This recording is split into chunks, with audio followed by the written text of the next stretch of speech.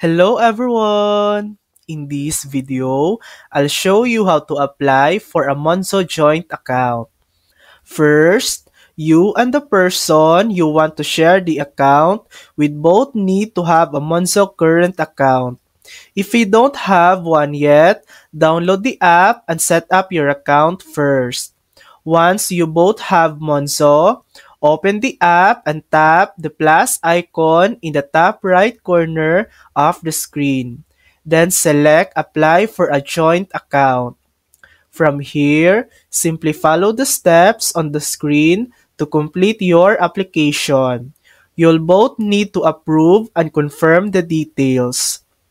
After that, your application will be processed, and once approved, you'll each receive your new joint account cards within a few days.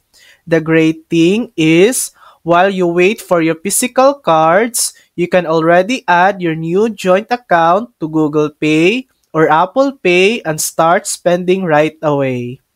And that's it. That's how to apply for a Monzo joint account. Thanks for watching!